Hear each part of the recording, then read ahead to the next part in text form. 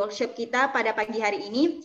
Yang terhormat Kak Akmal Rizwandi selaku Ketua HMJ Pendidikan Prodi Pendidikan Matematika UIN Alauddin Makassar. Yang terhormat Pak Adjoin Profesor Dr. Ismail Suwardi Wekeh selaku pemateri kita pada kegiatan ini. Terima kasih juga kepada para peserta yang telah meluangkan waktunya untuk menghadiri workshop Mendeley secara virtual ini, meskipun berjarak, tetapi yang penting adalah ilmu dari kegiatan ini. Selanjutnya,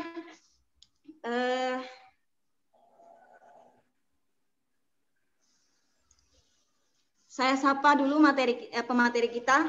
Assalamualaikum warahmatullahi wabarakatuh, Pak Dr. Ismail. Silahkan disapa partisipan yang ada di ruang ini. Kepada Bapak. Ya, terima kasih moderator, terima kasih Nur Amirah. Ya, kita mungkin boleh mulai. Silahkan dimulai Nur Amirah. Baik, selanjutnya kita masuk ke materi yang kedua, yaitu penulisan ilmiah yang akan dibawakan oleh Bapak Adjoin Profesor Dr. Ismail Suwardi Wekeh, yaitu peneliti senior Elstudika Indonesia. Nah, teman-teman sekalian, tak kenal maka tak sayang, maka izinkanlah saya untuk menyampaikan CV singkat dari beliau. Beliau adalah asisten ahli di di Sekolah Tinggi Agama Islam Negeri Sorong. Beliau lahir di Cambah 10 Januari 1977 dengan golongan 3B penata tingkat 1. Adapun riwayat pendidikan beliau pada tahun 1995, beliau mengambil jenjang pendidikan sekolah menengah yaitu SMA di perguruan tinggi SMA pesantren IMMIM di bidang studi. Selanjutnya beliau lulus pada tahun 1999, jenjang pendidikan sarjana di perguruan tinggi IAIN Alauddin Ujung Pandang, bidang studi pendidikan bahasa Arab. Kemudian pada tahun 2002 beliau lulus sebagai magister di Sekolah Tinggi Agama Islam Negeri Malang, pembelajaran bahasa Arab. Kemudian pada tahun 2009 beliau lulus dengan jenjang pendidikan doktor Universitas Kebangsaan Malaysia, University Kebangsaan Malaysia di bidang studi pendidikan bahasa Arab. Masya Allah. Baik, sebelum beliau menyampaikan materi, saya ingin mengingatkan bahwa pemaparan materi akan berlangsung selama 1 jam dan sisa waktu dimanfaatkan untuk melakukan diskusi. Nah, teman-teman yang menyimak materi, saya persilahkan untuk melayangkan pertanyaan-pertanyaan lewat kolom chat yang sudah tersedia selama pemateri menyampaikan materinya. Untuk itu saya persilakan kepada pemateri untuk memaparkan materinya. Dengan hormat saya persilakan. Bismillahirrahmanirrahim. Assalamualaikum warahmatullahi wabarakatuh. Waalaikumsalam warahmatullahi wabarakatuh. Alhamdulillah wa syukrilillah wa la haula wa la quwata illa billahil aliyil azim. Alhamdulillah pagi hari yang cerah ini di masing-masing tempat kita bisa melaksanakan atau mengikuti kegiatan yang diselenggarakan oleh Elstudika Indonesia bersama dengan HMJ Pendidikan Matematika yang kita sebut dengan Workshop for Academic Writing Welcoming New Student. Jadi kegiatannya kita hajatkan sebagai kegiatan untuk menyambut mahasiswa baru, terutama adik-adik yang baru saja bergabung di jurusan pendidikan matematika UIN Alauddin. Namun demikian, panitia tidak menutup kegiatan ini hanya untuk adik-adik mahasiswa baru, tetapi juga mengundang kepada khalayak ramai, kepada publik untuk turut dalam kegiatan ini. Alhamdulillah wa syukrilillah diikuti tidak hanya oleh adik-adik mahasiswa baru, tetapi juga oleh publik dan umum. Yang kedua adalah ini kegiatan secara official, secara resmi dilaksanakan oleh Elstudika dan Himpunan Mahasiswa Jurusan Pendidikan Matematika UIN Alauddin dengan dukungan dari Mendeley. Oleh karena itu, setelah ini adik-adik dan kawan-kawan sekalian akan mendapatkan merchandise berupa alat tulis dari Mendeley. Lalu kemudian yang kedua sertifikat langsung juga dari Mendeley, dan keduanya ini disiapkan secara gratis sepanjang Anda menginput nama, alamat, dan sebagainya. Nanti bagi yang berada di luar Makassar, kita akan coba eksplorasi apa yang memungkinkan untuk mengirim itu. Kalau kemudian adik-adik mahasiswa nanti ketika kampus sudah dibuka, silahkan untuk mengambil di HMJ Pendidikan Matematika. Ini merupakan kegiatan sekali lagi untuk menyambut mahasiswa baru, memberikan pandangan awal terkait dengan bagaimana academic writing, menulis secara akademik, ya, menulis secara ilmiah. Apalagi kemudian paling tidak sekarang kita sudah hampir masuk atau mungkin bahkan sudah masuk ujian tengah semester, maka tentu adik-adik mahasiswa sudah sangat terbiasa dengan aktivitas-aktivitas menulis makalah, menulis akademik, dan sebagainya. Adapun kegiatan hari ini itu akan terdiri atas 3 pemateri. Tadi materi pertama sudah diantar oleh Kakanda Herianto MPD. Beliau dosen di STKIP Yapti Jeneponto, sekaligus juga adalah ketua Elstudika Indonesia. Lalu kemudian nanti pada materi yang berikutnya adalah Bapak Dr. Sudirman. Beliau adalah peneliti di LEMPU, Lembaga Pemberdayaan Masyarakat Umpungen, dan juga dosen di IAIN Sorong. Sekali lagi nanti mohon kawan-kawan, adik-adik sekalian untuk mengisi presensi yang disiapkan oleh panitia HMJ Pendidikan Matematika untuk memudahkan kita mendistribusikan sertifikat dan juga memudahkan untuk mendistribusikan merchandise yang disiapkan oleh Mendeley. Sebelum itu, ini workshop kita sepenuhnya dilaksanakan dalam bentuk virtual, sehingga tentu kita perlu bersiap-siap, ya. Pertama, jauhkan gangguan, terutama gangguan noise, suara dan sebagainya.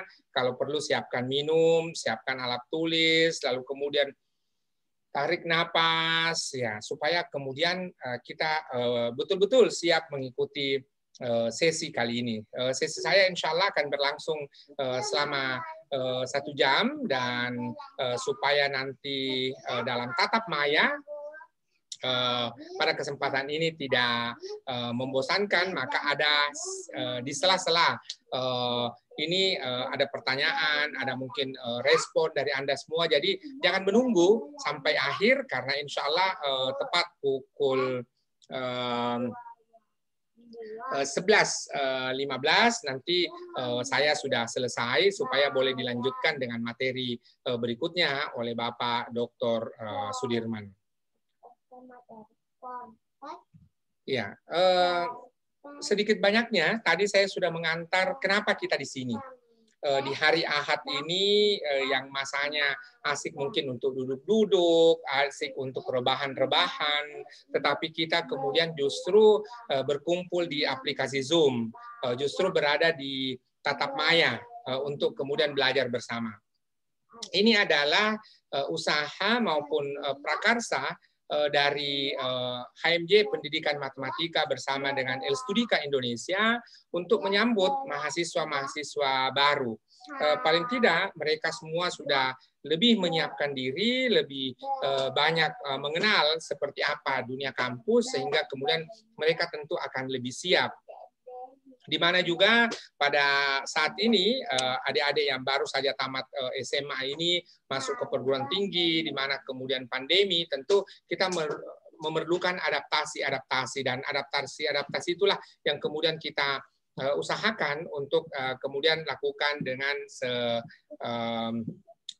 leluasa mungkin. Ini yang cara yang terbaik atau mungkin salah satu yang terbaik yang kita bisa lakukan dengan melalui tatap maya, melalui online. Walaupun tentu ada kendala, ada keluhan, ada masalah di mana kemudian ada masalah listrik, masalah jaringan, masalah internet, masalah pulsa dan sebagainya. Materi saya akan terkait dengan bagaimana menulis ilmiah, ya. Jadi diberi judul penulisan ilmiah supaya kemudian adik-adik dan kawan-kawan sekalian dan juga Bapak Ibu saudara-saudari sekalian ini kemudian kita bisa mendiskusikan seperti apa penulisan ilmiah itu. Ya, saya memulai dengan istilah memulai dari akhir. Apa yang saya maksudkan dengan memulai dari akhir adalah di mana ketika kita menulis sebuah karya ilmiah ada daftar pustaka, ada referensi yang berada di bagian akhir. Hanya saja daftar pustaka atau referensi atau ada juga yang menyebutnya bibliografi, nanti dalam perjalanannya kita akan mendiskusikan apa perbedaan antara daftar pustaka dan bibliografi, adalah tentu dalam rangka memberikan kesempatan bagi pembaca untuk kembali merujuk apa yang disitasi, apa yang dijadikan sumber-sumber untuk memperkuat argumentasi penulis tersebut. Jadi ketika seseorang menulis akademik, maka dia akan mengutip orang lain, akan merujuk kepada karya-karya orang lain dalam rangka memperkuat apa yang disampaikan. Itu menjadi fungsi dari sebuah daftar pustaka ataupun bibliografi. Biasanya ini tempatnya di bagian akhir. Ya, nanti materi ketiga kita akan lebih detail bicara tentang Mendeley, bagaimana manajemen referensi dan sebagainya. Namun kita mulai mengantar bagaimana ketika kita menulis ilmiah. Yang kedua adalah kita perlu memperhatikan pakem, memperhatikan gaya, memperhatikan dalam tanda kutip mazhab referensi. Jadi ada yang disebut APA, American Psychological Association, ada MLA, Modern Language Association, dan seterusnya. Ya, ada IEEE dan berbagai model-model penulisan yang lain. Dan juga di perguruan tinggi seperti UIN Alauddin itu punya model penulisan juga yang sangat khas yang dituangkan dalam bentuk pedoman penulisan skripsi, pedoman penulisan tesis, disertasi maupun karya ilmiah yang lain. Ketika kita menulis daftar pustaka, maka kita perlu memperhatikan sumber primer. Ya, apa itu sumber primer? Di mana kemudian hanya sumber-sumber utama dan sumber pertama yang digunakan. Sudah tidak lazim lagi kita menggunakan menurut si A dalam si B. Artinya kalau menurut si A dalam si B, ini berarti bahwa kita tidak merujuk kepada si A, tetapi justru kita merujuk si B. Berarti kita kemudian merujuk kepada sumber sekunder, tidak sumber primer. Itu yang pertama. Yang kedua adalah kita perlu merujuk kepada sumber-sumber terkini atau mutakhir. Dengan demikian, apa yang menjadi tulisan kita sesungguhnya adalah merupakan tulisan yang betul-betul up to date. Bukan sesuatu yang kadaluarsa, bukan sesuatu yang kemudian mundur di tahun-tahun sebelumnya, apalagi di abad-abad sebelumnya. Tetapi justru adalah merupakan sumber-sumber yang terkini. Yang ketiga adalah sebuah referensi harus yang advance, yang tingkat lanjut, di mana kemudian bukan merupakan sesuatu yang bukan produk ilmiah. Jadi sumber primer itu artikel jurnal, buku, dalam hal ini bukan buku ajar, ya, tetapi kemudian justru adalah buku referensi di mana atau buku riset, lalu kemudian setelah itu laporan penelitian, skripsi, tesis maupun disertasi. Jadi sumber-sumber tingkat tinggi, sumber-sumber advance yang kita gunakan. Namun jangan menjadikan referensi seperti sosial media, atau media sosial, blog, kitab-kitab turas atau kitab-kitab kuning, ataupun kemudian conversation. Ya, conversation di sini percakapan. Jadi ini bukan referensi. Ya, boleh jadi nanti kita akan mengemukakan itu bahwa dia akan menjadi data, tetapi tidak menjadi referensi. Dan kita akan mendiskusikan pada slide berikutnya seperti apa tempat ataupun kemudian posisi sebuah referensi. Referensi itu adalah bukan data. Referensi itu adalah tadi saya kemukakan untuk memperkuat argumentasi, untuk memperkuat memperkuat kalimat-kalimat kita, memperkuat paragraf yang sementara kita tulis. Gunanya adalah dalam rangka membangun state of the art, dalam rangka memberikan gambaran apa saja yang sudah pernah terpublikasi, lalu kemudian kita hari ini menuliskan tentang apa. Itu untuk membangun state of the art. Ataupun kemudian biasa juga disebut dengan istilah yang lain literatur review, terutama untuk skripsi. Ketika menulis skripsi itu ada bab 2, laporan penelitian ada bab 2, adalah tinjauan literatur. Atau ada yang menggunakan istilah konstruksi teoritis. Apapun istilah yang digunakan, tetapi ketika sampai pada istilah itu, baik subjudul maupun bab terkait dengan itu, ada isinya memberikan argumentasi apa saja yang pernah diteliti oleh orang lain, lalu kemudian apa yang membedakan antara penelitian ataupun publikasi orang lain dengan publikasi kita sendiri. Selanjutnya adalah di bagian pendahuluan, tadi ada introduction, maka kemudian pada porsi introduction atau pendahuluan inilah ada referensinya, ada state of the art-nya. Yang kedua adalah di bagian diskusi ataupun pembahasan. Jadi ketika kemudian tempatnya adalah hasil, maka itu bukan referensi, tetapi itu adalah data. Jadi kita bagaimana kemudian bisa melihat perbedaan atau kemudian bagaimana kemudian kita bisa membedakan di mana ada wujud antara referensi dengan data. Jadi sejak awal saya mengemukakan bahwa kita memulai dari akhir dulu supaya kemudian ketika kita langkah demi langkah melihat itu, maka kemudian kita bisa mengidentifikasi apa itu referensi dan apa itu kemudian data.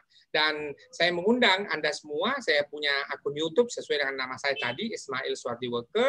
Anda bisa like, komen, dan jika berkenan juga bisa subscribe di video-video YouTube yang saya buat. Dan untuk penjelasan tambahan terkait dengan memulai dari akhir, ini ada dalam satu video tersendiri. Ya, sebelum saya lanjut, silahkan kalau ada yang mau bertanya, ada yang mau memberikan respon dan sebagainya terkait dengan paparan singkat saya. Biasanya kemampuan kita untuk menyimak tatap maya, monitor maupun gadget itu biasanya hanya dalam 10 menit, maksimal sekali 15 menit, sehingga dalam 10-15 menit saya kemudian akan berhenti sejenak, memberikan kesempatan kepada Anda kalau ada yang mau bertanya, ada yang mau mengkonfirmasi ataupun kemudian memberi komentar, sangat terbuka. Silakan.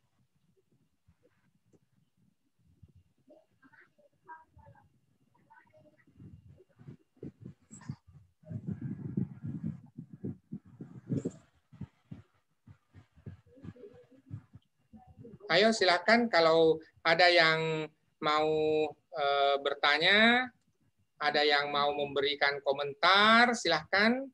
Ya, jadi dalam metode yang kita gunakan dalam tatap maya seperti ini, ya biasanya kemudian kita ini perlu berhenti sejenak, jeda sejenak, ya kemudian supaya memberikan kesempatan bagi kita untuk berhenti.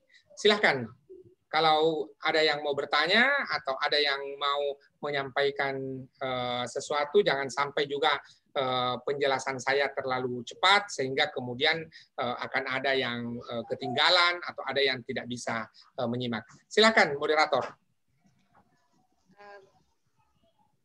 Baik, kepada teman-teman mungkin ada yang ingin mengajukan pertanyaan, silahkan raise hand atau jika terkendala dengan jaringan bisa menulis pertanyaannya di kolom chat atau langsung diaktifkan speakernya untuk mengajukan pertanyaan.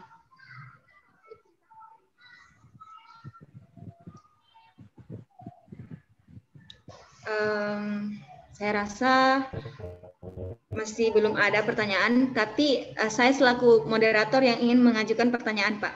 Silakan Nur Amira.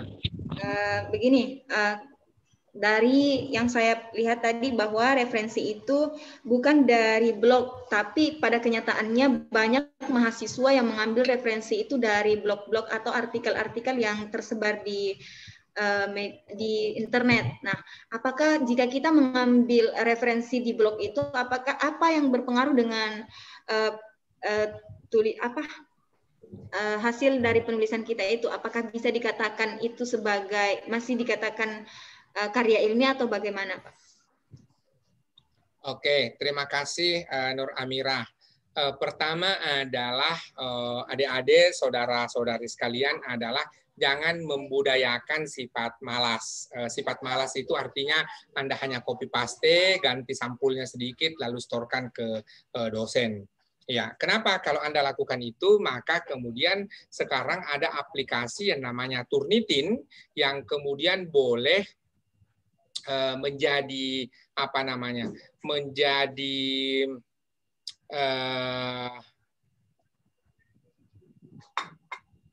bukti atau menjadi alat bantu bagi dosen bahwa Anda itu mengambil dari mana. Ya, ketika kemudian Anda mengambil sesuatu dari blog, maka kemudian Turnitin akan memberikan tanda, akan memberikan penjelasan bahwa Anda itu mengambil dari sumber-sumber A, B, C, dan seterusnya. Itu yang pertama. Yang kedua, saya tadi sudah kemukakan bahwa blog itu adalah bukan referensi. Sehingga kemudian ketika Anda berhadapan dengan blog, maka ini kita tidak bisa jadikan referensi. Kenapa tidak bisa dijadikan sebagai referensi? Karena dia tidak melalui proses editing, tidak melalui proses review, tidak melalui proses konfirmasi dengan pihak lain. Jadi sepenuhnya seperti kalau saya menulis di Facebook, menulis di Instagram dan sebagainya, itu semata-mata saya tulis secara pribadi saya. Dengan demikian jangan sampai saya keliru. Ya, sementara kalau kemudian ketika menulis jurnal, menulis buku, ini juga ada proses review, ada proses editing, penyuntingan dan sebagainya. Hanya saja setelah melalui proses itu pun kadang-kadang juga ada masalah. Ya, sebagai contoh, nanti saya akan kemukakan ada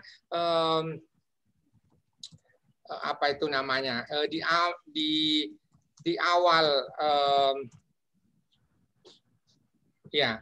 nanti Anda boleh baca penjelasan di sini.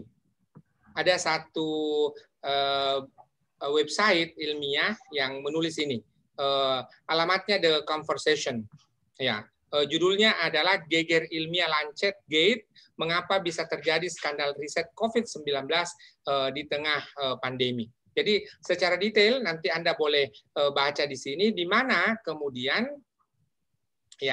bahkan sudah melalui proses ilmiah, mulai proses review dan sebagainya, tetapi juga masih ada masih ada skandal dalam tanda kutip, ataupun kemudian masih ada masalah yang terjadi. Dengan demikian maka ketika sebuah blog saja itu tidak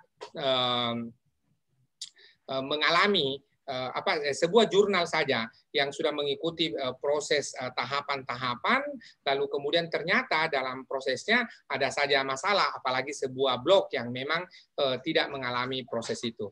Dengan demikian, maka kalau seorang mahasiswa dalam kepentingan paper, dalam kepentingan makalah itu kemudian mengambil blog, ini berarti boleh jadi itu tetap ilmiah, tetapi kemudian apa yang ingin kita capai dari sebuah proses ilmiah adalah memberikan konstruksi, memberikan sumbangsi bagi kemajuan ilmu pengetahuan atau memberikan informasi baru, ini tidak akan tercapai. Kenapa? Karena hanya terjadi pengulangan, kemudian hanya terjadi redundance, hanya terjadi replikasi, bahkan terjadi pabrikasi. Sehingga kemudian saya memberikan rekomendasi kepada adik-adik mahasiswa, ketika Anda menulis sebuah makalah, menulis sebuah artikel, maka betul-betul pada proses selanjutnya, ya, sekaligus nanti saya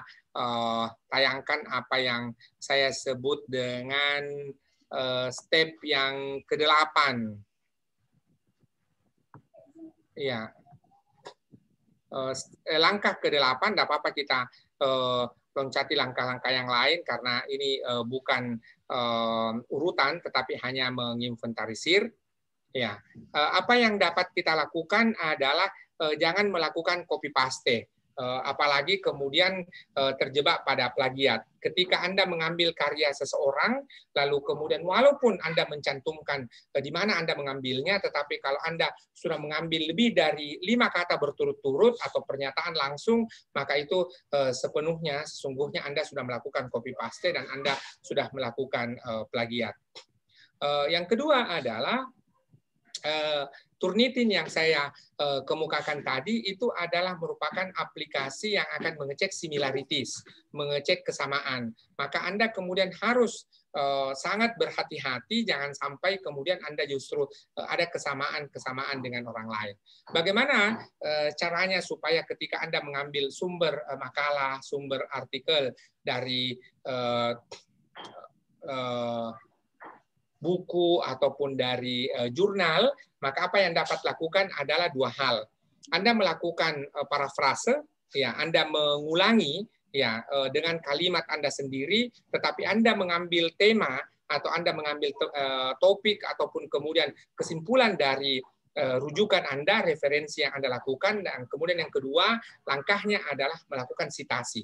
Ya, disinilah pentingnya ada Mendeley, disinilah pentingnya kemudian manajemen referensi dalam hal ini dengan merek Mendeley untuk melakukan sitasi. Jadi seluruh apa yang ada dalam batang tubuh artikel, apa yang Anda gunakan dalam makalah, itu semuanya tersimpan dalam daftar pustaka. Karena yang jadi masalah adalah kalau Anda menulis dalam makalah, lalu kemudian justru di bahagian daftar pustakanya tidak tersedia. Atau sebaliknya, Anda punya daftar pustaka, tetapi justru di bagian daftar pustaka itu tidak merujuk kepada bahagian batang tubuh artikel. Demikian moderator, jawaban saya terhadap pertanyaan moderator. Silakan. Baik, terima kasih atas jawabannya. Baik Pak, di sini ada pertanyaan di kolom C, yaitu dari Saudara Ogi. Adapun pertanyaannya itu, kalau dalam pembuatan skripsi, apakah memang tidak bisa kita pakai sumber yang kedua? Bagaimana jika teori aslinya itu hanya ada pada referensi lama, sementara kita disuruh ambil referensi minimal 10 tahun terakhir? Silakan dijawab, Pak.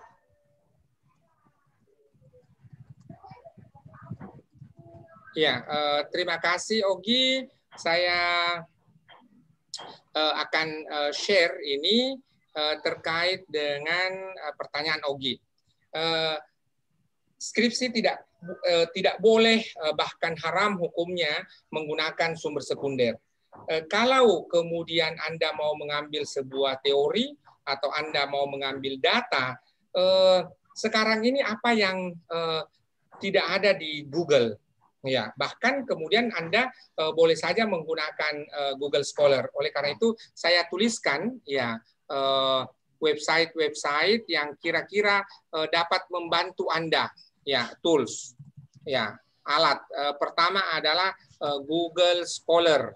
Ya, Google Scholar ini kalau Anda menggunakan bahasa Indonesia di gadget Anda atau di laptop Anda akan terbaca Google Cendekia.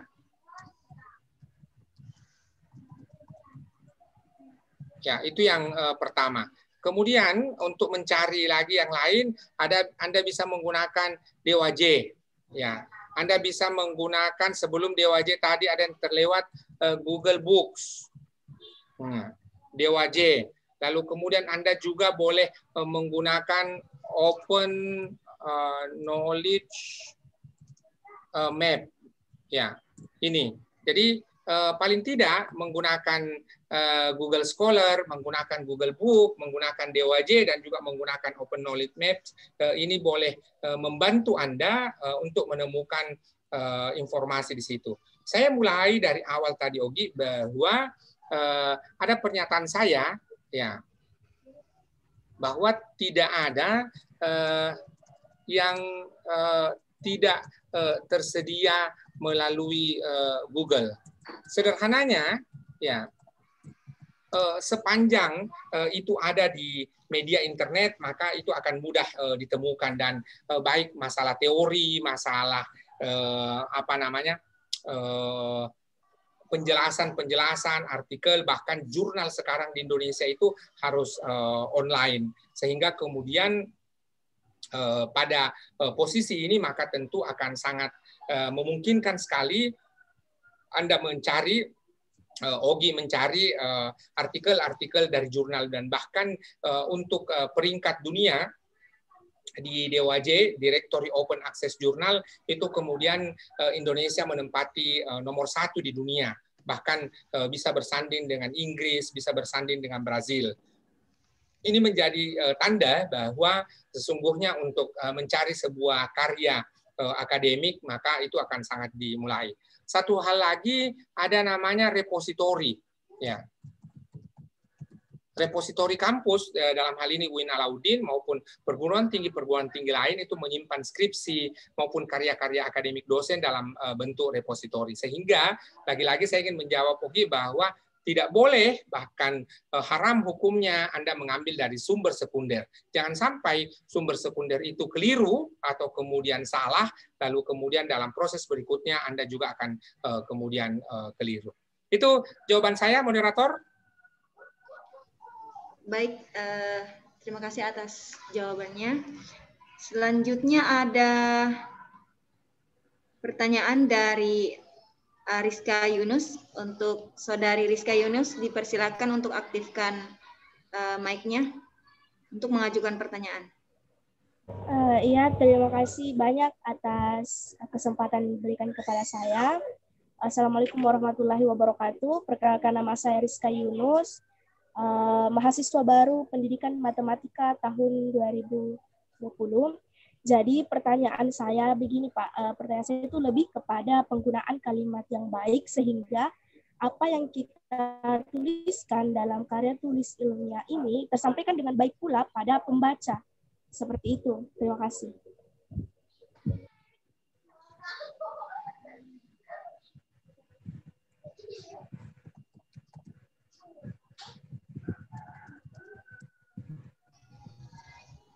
Bagaimana Pak, pertanyaannya bisa didengar dengan jelas? Oke, terima kasih Rizka terkait pertanyaan ini. Adapun ketika kita menulis, ya sesungguhnya adalah menyampaikan gagasan kita. Jadi jangan sampai kemudian gagasan ataupun kalimat-kalimat yang kita gunakan tidak dapat dipahami oleh orang lain. Tidak hanya Rizka, tapi semua kita yang ada di Tatap Maya pada kesempatan kali ini juga mengenal Vicky. Ada satu artis di Indonesia, Vicky, itu kalau bicara seolah-olah ilmiah. Padahal itu bukanlah kalimat yang ilmiah. Kenapa? Karena kadang-kadang tidak tepat konteksnya. Maka kemudian kalimat yang baik menurut saya adalah, ini jawaban saya Rizka, bahwa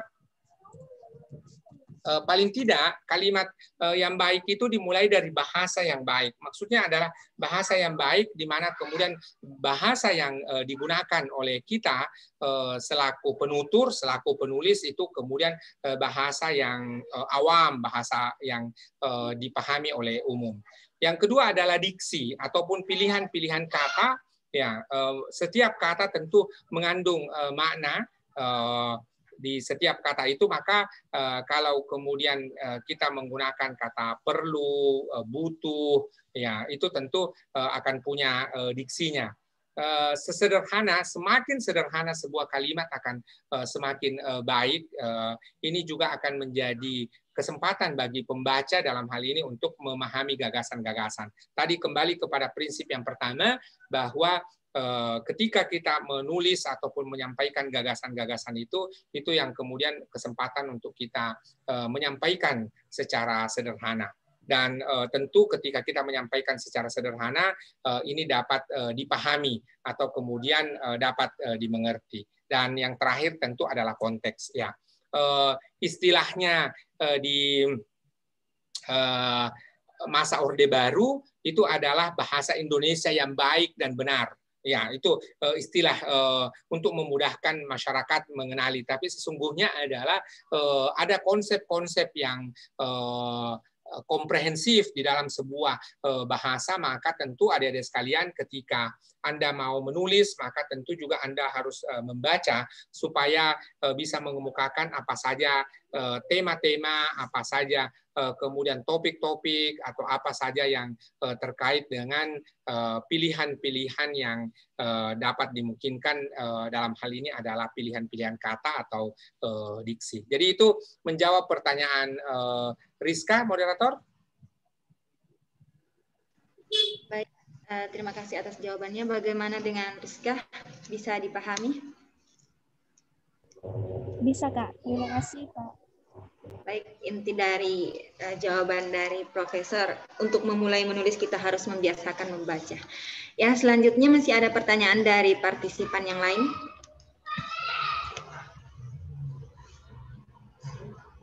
Assalamualaikum warahmatullahi wabarakatuh. Waalaikumsalam warahmatullahi wabarakatuh. Dari Agus. Silakan Pak Agus. Yang saya ingin tanyakan adalah, pada tadi menyatakan bahwasanya kita tidak boleh mengambil kesamaan dari orang lain dalam hal menyusun satu skripsi atau makalah. Yang bagaimana dimaksud itu, Pak Prof? Bukankah membahas satu masalah yang sama pasti ada kesamaan? Itu yang saya anukan. Yang mana dimaksud tidak boleh memiliki kesamaan. Sekian pertanyaan saya. Oke, terima kasih Pak Agus. Kalau kemudian kita membahas hal yang sama, berarti Pak Agus dan adik-adik sekalian, saudara-saudari sekalian, tidak perlu lagi menulis karya ilmiah yang baru. Untuk apa? Ya, karena kan sudah ada, sudah tersedia sebelumnya. Jadi kalau sudah ada pembahasan, contoh ada satu artikel, ada satu makalah, pandangan Al-Ghazali berkenaan dengan pendidikan Islam. Maka kita cukup baca tulisan orang tersebut. Tidak perlu lagi Pak Agus atau kawan-kawan sekalian, moderator, Nur Amira, Rizka, dan kawan-kawan yang lain menulis makalah baru, karena kan sudah ada. Ya, jadi tugas kita ketika menulis sebuah makalah, ketika kita bertugas menulis sebuah artikel, itu adalah dalam rangka memberi kontribusi keilmuan. Ya, ada sesuatu yang baru, ada sesuatu yang mutakhir, ada sesuatu yang kemudian kita sampaikan lebih baru dibanding yang lain. Kalau kemudian sama saja dengan apa yang sudah ditulis oleh si A, sama saja dengan apa yang sudah ditulis oleh si B, maka kemudian cukup orang lain membaca itu. Tidak perlu lagi membaca tulisan kita. Maka itu yang saya maksudkan tadi Pak Agus, bahwa ketika kita menulis, maka jangan sampai similarities, sama saja dengan apa yang sudah ditulis oleh orang lain. Bahkan kemudian kita akan tergoda oleh setan, melakukan copy-paste. Copy-paste itu sebuah kejahatan akademik. Ya, plagiat itu adalah kejahatan akademik di mana kemudian kita tidak boleh melakukannya. Seorang mahasiswa itu kemudian tidak boleh melakukan tindakan hina seperti itu, apalagi kemudian melakukan pelanggaran akademik. Oleh karena itu, kita dibantu dengan aplikasi, dengan salah satunya adalah Mendeley, supaya kemudian memudahkan bagi kita dalam rangka memperkaya, ya, ataupun kemudian melakukan kecermatan, ya, ataupun kemudian ketepatan rujukan. Itulah kemudian sesungguhnya inti dari apa yang kita mau diskusikan hari ini adalah terkait dengan Mendeley, terkait dengan bagaimana manajemen referensi. Terima kasih Pak Agus, terima kasih Ogi, Rizka, dan sebagainya. Saya lanjutkan, nanti kalau ada yang mau bertanya, tahan dulu pertanyaannya. Saya lanjutkan kembali slide saya.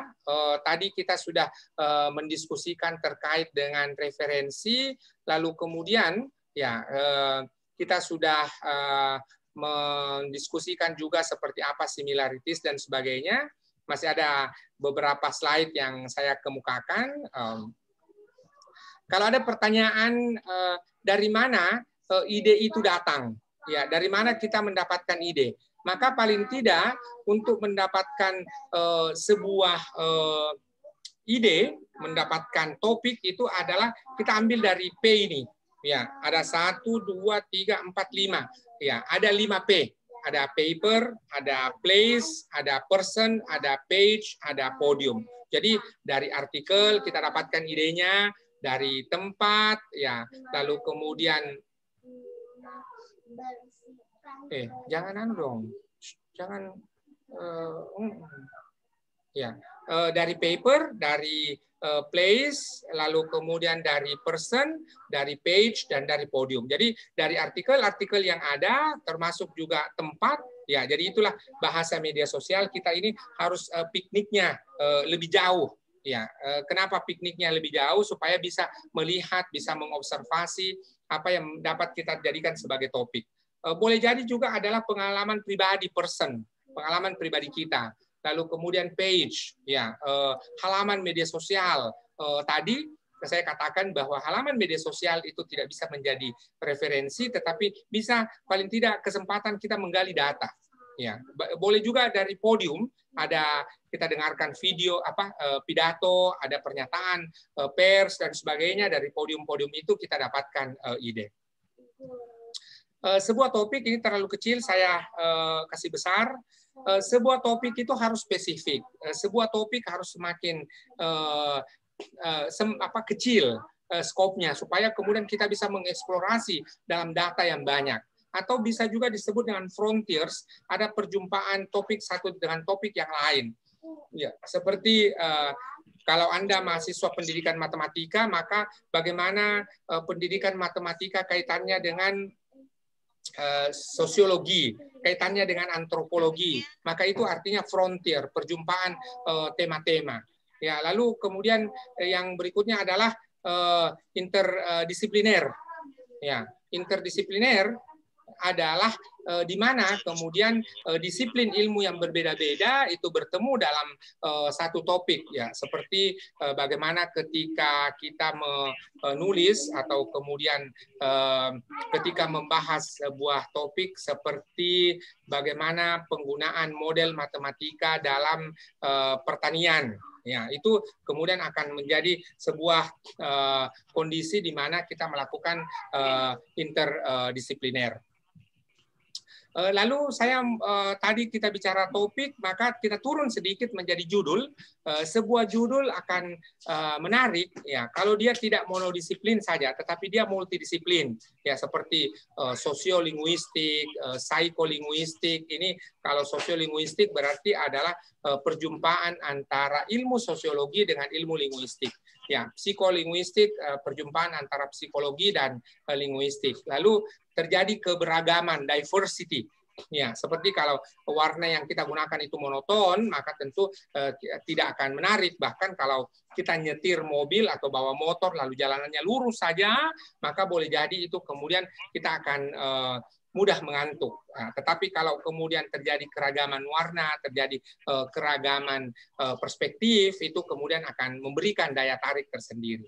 Termasuk setiap kajian-kajian ada lokus, ada konteks sendiri, ada tempat tersendiri yang sangat memungkinkan. Dengan demikian maka itu ketika menjadi sebuah judul akan memberikan penekanan atau memberikan aspek kebaruan dari artikel yang kita tulis. Bagaimana caranya supaya kita bisa menemukan masalah penelitian? Masalah penelitian itu dapat kita temukan dengan cara yang saya sebut dengan metode Mile. Jadi ada 4 langkah. 4 langkah itu adalah kita mengamati sebuah fenomena. Kita ada fenomena yang terjadi atau ada realitas bisa dalam bentuk kejadian langsung atau boleh jadi dalam bentuk buku, tadi paper, dan sebagainya. Itu fenomena yang pertama. Kemudian yang kedua adalah dianalisis. Jadi dari fenomena yang ada tersebut, kita kembali harus menganalisisnya, lalu kemudian menunjukkan seperti apa kondisinya. Ya, lalu kita menuju kepada langkah yang ketiga adalah mengidentifikasi. Ya, melihat ya pada fenomena itu kira-kira apa yang memungkinkan untuk kita teliti. Tetapi setelah langkah pertama, MAI, yaitu mengamati fenomena, lalu kemudian analisis, lalu kemudian identifikasi, maka yang terakhir adalah L, yaitu konfirmasi dengan literatur. Ya, maka tadi sengaja di awal saya memulai dengan bagaimana kita mengkonfirmasi ke literatur, melakukan penelusuran literatur, sehingga sejak awal kita sudah dapat mencari ke sumber-sumber yang memungkinkan untuk membantu kita dalam penulisan ilmiah. Ya, itu moderator. Sebelum saya lanjut kepada step by step, ada 8 langkah yang kita bisa lakukan. Saya kembalikan lagi ke moderator. Jikalau ada yang mau bertanya, ada hal-hal yang mau dikonfirmasi atau ada ditanyakan, penjelasan saya terlalu cepat, silakan. Saya kembalikan ke moderator. Baik, di sini Pak masih ada yang ingin bertanya, yaitu dari saudara Ogi lagi. Bagaimana jika, adapun pertanyaannya yaitu bagaimana jika yang kita mau teliti itu masih terbilang baru dan masih jarang diteliti oleh orang lain, sehingga referensi jurnalnya yang sulit didapat. Biasanya dosen-dosen suruh cari referensi jurnal. Silakan Pak untuk dijawab. Oke, Ogi, coba buka mic-nya. Apa yang menurut Anda baru? Tidak ada sama sekali yang baru di muka bumi ini. Coba Ogi bantu saya kasih satu kata kunci. Saya tunjukkan melalui Google Scholar.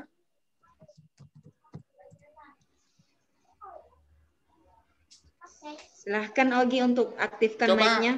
Ogi, kira-kira menurut apa yang baru di muka bumi ini, Ogi? Ini saya sudah buka, ada apa namanya? Ada Google Scholar atau Google Cendekia yang saya buka. Ya, contoh, kita mengetik kata pesantren saja. Ya, kalau sambil menunggu Ogi memberikan istilah. Coba lihat kata pesantren. Ya, kata kunci pesantren itu ada 320.000 di Google Scholar. Itu Google Scholar. Coba saya buka Google Books.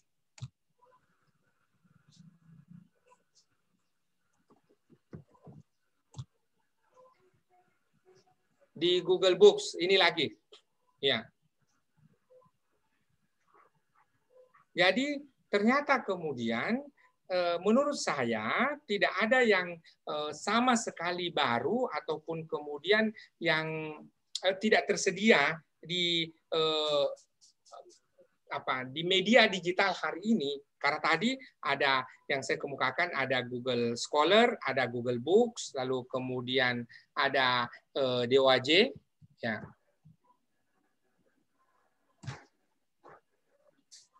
Ini ada DOAJ. Lalu kemudian ada Open Knowledge Maps. Ya, 4 saja ini digunakan Ogi untuk mencari artikel ataupun apa yang Anda cari itu pasti ada. Ya, ini ada Google Scholar. Ya, lalu kemudian ada Google Books. Lalu kemudian ada DOAJ, ya, Directory Open Access Journal, lalu kemudian Open Knowledge Maps. 4 saja ini itu sudah sangat membantu, belum lagi kalau Anda gunakan penerbit-penerbit seperti Elsevier, kemudian tempat untuk skripsi, tesis, disertasi dari Amerika Utara, dari 2 negara yaitu Amerika Serikat dan Kanada, itu ada ProQuest, ya, belum lagi penerbit seperti Francis and Taylor, Emerald, ya, lalu kemudian ada langganan puluhan atau bahkan bisa jadi ratusan dari Perpustakaan Nasional Republik Indonesia. Jadi menurut saya tidak ada yang tidak bisa ditemukan di situ. Itu dari saya, Ogi. Kita punya waktu kurang lebih 6 menit lagi. Saya izin melanjutkan sedikit lagi step by step bagaimana ketika kita menulis karya ilmiah. Saya kemukakan bahwa paling tidak itu ada 8 langkah yang kita lakukan ketika menulis sebuah karya ilmiah. Ya, di mana kemudian langkah pertama adalah kenali guide for authors, ikuti instruksinya, lalu kemudian Anda harus familiar, terbiasa dengan instruksi ini atau panduan penulisan itu, lalu kemudian Anda, kata kuncinya kembali saya kemukakan bahwa Anda harus membaca, ya, membaca artikel-artikel yang terkait dengan ini. Itu langkah pertama. Jadi ikuti panduan ataupun pedoman penulisan. Yang kedua adalah lihat strukturnya. Di antara tanda-tanda struktur itu adalah IMRAT atau dikenal dengan IMRAT ditambah CAIR, Introduction, Method, Result yang sudah dianalisis, kemudian Discussion, lalu ditambah dengan CAIR, Conclusion, Acknowledgement, and Reference. Ini salah satu struktur, ya, dari penulisan artikel. Ya, ketika kemudian Anda melihat ini, maka tentu ada kesempatan, ya, untuk kemudian tadi di awal langkah pertamanya adalah mengenali panduannya, maka lihat strukturnya. Kadang-kadang ada yang menggunakan panjang halaman, ada yang menggunakan berapa jumlah kata. Itu masing-masing tentu berbeda setiap artikel atau setiap makalah, dan tentu kembali lihat panduannya. Itu langkah kedua. Langkah yang ketiga adalah ketika kita menulis pendahuluan, maka di pendahuluan ini paling tidak ada 3 poin atau ada 3 komposisi yang harus ada. Pertama, di bagian introduction ini ada literatur review yang kita sebut tadi dengan state of the art. Ya, termasuk tentu ketika Anda menulis pendahuluan harus mengemukakan kenapa masalah ini penting. Ya, jadi kenapa masalah ini penting, lalu kemudian Anda mengemukakan literatur review atau dikenal juga dengan istilah state of the art. Ya. Bahagian akhir dari pendahuluan itu adalah tujuan, dan ingat ketika menuliskan tujuan tidak ditulis untuk mengetahui, untuk memahami. Gunakan taksonomi Bloom. Anda ini calon-calon sarjana pendidikan, dalam hal ini calon-calon sarjana pendidikan matematika, calon-calon sarjana pendidikan matematika, di situ kemudian Anda harus mengenali seperti apa taksonomi Bloom itu, seperti apa kata-kata operasional yang digunakan dalam rangka mengidentifikasi tujuan-tujuan pembelajaran. Jadi kita membaca ini kan dalam rangka tentu belajar, maka di situ wujudnya adalah tujuan pembelajaran. Itu langkah yang ketiga. Langkah yang keempat terkait dengan metode, ya, bukan metodologi, tetapi dia adalah metode. Kemukakan apa yang Anda lakukan dalam rangka mengumpulkan data, tetapi bukan definition, not definition, bahwa penelitian bla bla bla, kualitatif bla bla bla, kuantitatif dan seterusnya, bukan itu. Ya.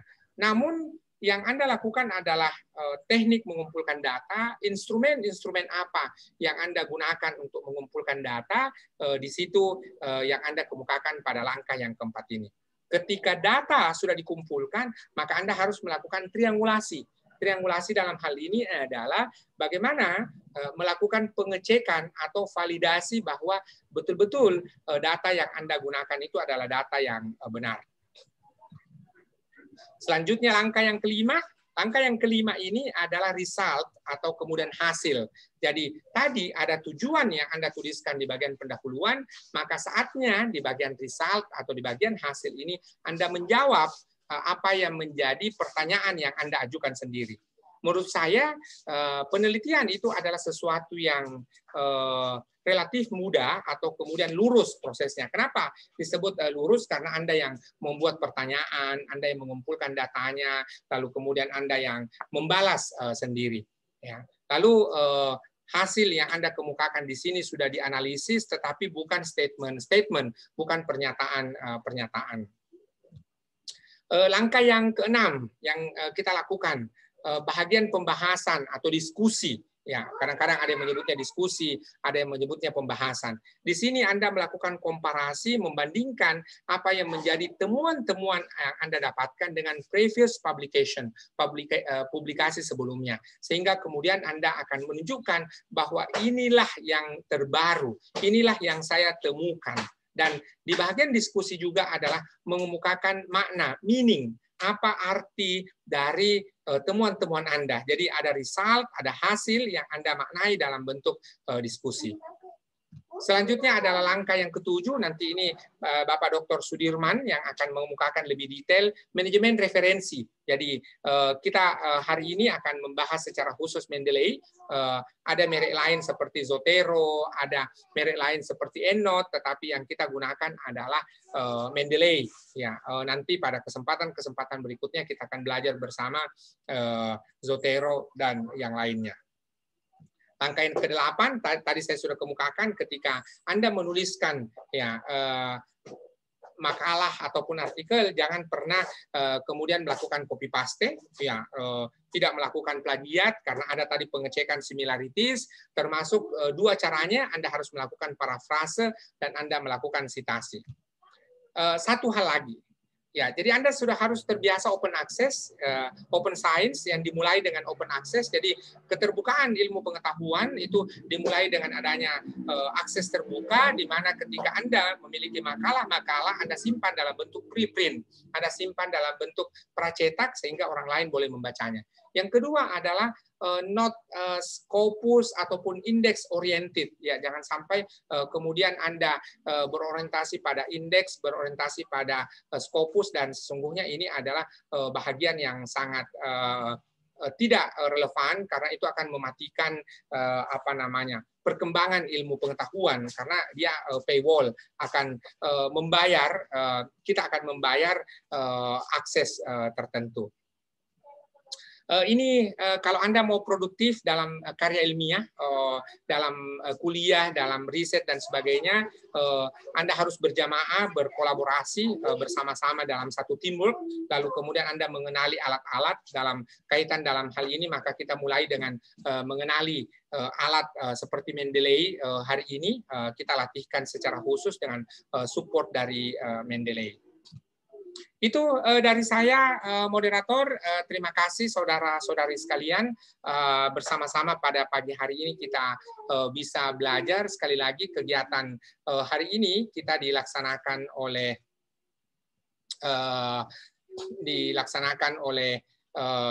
El Studica Indonesia bersama-sama dengan himpunan mahasiswa jurusan pendidikan matematika menyelenggarakan workshop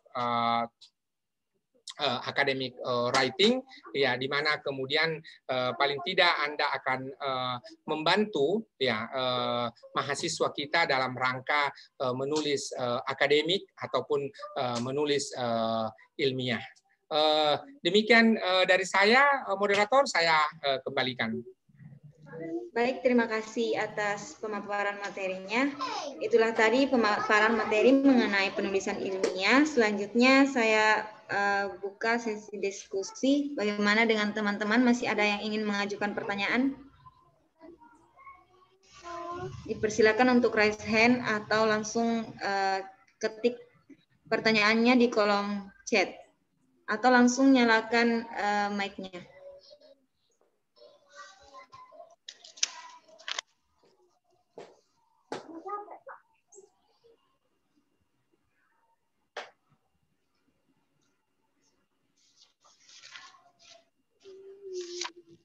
Bagaimana dengan partisipan yang lain?